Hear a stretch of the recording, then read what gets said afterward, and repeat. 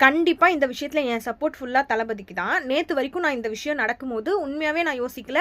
எனக்கு இவ்ளோ பேர் இந்த மாதிரியான கமெண்ட்ஸ்லாம் பண்ணுவாங்க அப்படின்னு நான் நெனச்சு கூட பார்க்கல. நெறைய பேர் வந்து என்ன அந்த இடத்துல சம்மந்தப்படுத்தி நீங்க இத ஒத்துப்பீங்களா? அப்படின்லாம் கேட்டிருந்தாங்க. Which is not right. But நான் வந்து என்னோட சிச்சுவேஷன் அதுவா இருந்ததுன்னா, நானும் இந்த இடத்துல சங்கீதா மேம் மாரி தான் ரியாக்ட் பண்ணியிருப்பேன். ஏன்னா எல்லாருக்குமே ஹஸ்பண்ட்னா ஹஸ்பண்ட் தான்.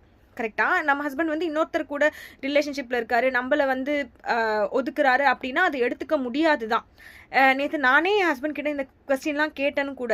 "என்ன நீ அந்த இடத்துல வச்சு பாரு. நீ எப்படி இந்த மாரி யோசிக்கிற?" அப்படின்லாம் வந்து நானும் கேட்டிருக்கேன்.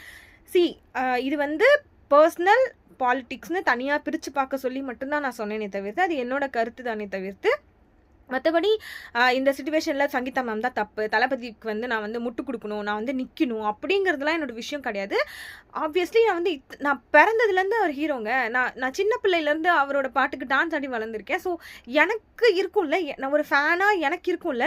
நான் என்னதான் மத்தவங்க கிட்ட வந்து அவர்கிட்ட இருக்க மைனஸ என்கிட்ட யாராவது கேள்வியா கேட்கறதையோ, அவர்கிட்ட இருக்க மைனஸையோ நான் மத்தவங்க கிட்ட பேசலாம், கேட்கலாம். ஆனா எனக்கு தெரியும் நான் எவ்வளோ பெரிய தளபதி ஃபேன் அப்படின்னு சொல்லிட்டு.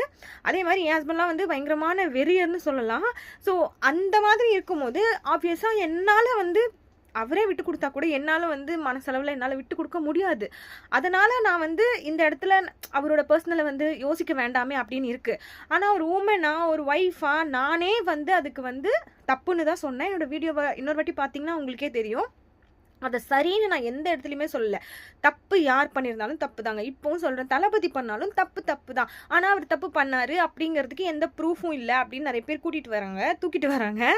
நான் என்ன சொல்றேன்னா, ஒரு ஒய்ஃப்க்கு தான் தெரியும். எல்லாரையும் விட அம்மாவ விட, அப்பாவ விட, தங்கச்சிய விட ஒரு ஒய்ஃப்க்கு தான் ஹஸ்பண்ட பத்தி நல்லா தெரியும். அவர் என்ன தப்பு பண்ணுவாரு, எந்த நேரத்துல பண்ணாரு அப்படிங்கிறது ஒரு ஒய்ஃப்க்கு தான் ஆப்வியஸா தெரியும். ஸோ இந்த இடத்துல நான் சங்கீதா மேம் மேல எந்த தப்புமே சொல்லல. அவங்களே அவங்களுடைய அந்த நோட்டீஸ்ல வந்து கரெக்ட்டா மென்ஷன் பண்ணியிருக்காங்க. அவரோட ரெப்புடேஷனை வந்து நான் கெடுக்கக்கூடாதுன்னு நினைக்கிறேன். ஸோ இதை நான் பர்சனலாக வச்சுக்கணும்னு தான் நினைக்கிறேன் அப்படிங்கிறத ஒரு ஒய்ஃபாக அவங்களே அந்த இடத்துல சொல்கிறாங்கன்னா, அப்போ அவங்களுக்கு இன்னும் அந்த ரிலேஷன்ஷிப் மேலே ஒரு ரெஸ்பெக்ட் இருக்குன்னு தானே அர்த்தம். ஸோ அவங்களே இது என்னுடைய பர்சனல், இதை பற்றி நான் வெளியே சொல்லணும்னு நினைக்கல, வெளியே வந்து அவரோட ரெப்புடேஷன் கெட்டு போகக்கூடாதுன்னு நினைக்கிறாங்க அப்படின்னா, நீங்களாம் ஏன் அவருக்காக இவ்வளோ தூக்கிட்டு வரீங்க? லைக் நீங்கலாம் எதுக்காக அவருக்கு இவ்ளோ அதங்கப்படுறீங்க? ஒருத்தர் வந்து என்கிட்ட கேட்குறாரு, ஒரு பர்சனல் ஃபேமிலியவே இவர் வந்து இப்படி வச்சுக்கிறாருன்னா, நாட்டை எப்படி காப்பாத்துவாரு? அப்படின்னு சொல்லிட்டு. அதுக்கு நெறைய பேர் அவங்களே வந்து கமெண்ட்டும் போட்டிருக்காங்க. இதுக்கு முன்னாடி இருந்த சிஎம்லாம் எப்படி இருந்தாங்க? இப்படி இருந்தாங்க, அப்படி இருந்தாங்கன்னு சொல்லி. நான் யாரையுமே இந்த இடத்துல கம்பேர் பண்ணலாம் விரும்பலங்க. நான் என்ன சொல்றேன்னா, எனக்கு இது வந்து தளபதி அப்படின்னு பார்த்துட்டு இத இத எதிர்பார்க்கும்போது ஷாக்கிங்கா தான் இருக்கு. அது அது அப்படிதான் இருக்கு. பட் என்ன பண்றது? என்னால விட்டு குடுக்க முடியல. அவரோட பெர்சனல நான் பத்தி யோசிக்க வேண்டாம்னு நெனச்சு அதனால வீடியோ போட்டேன்.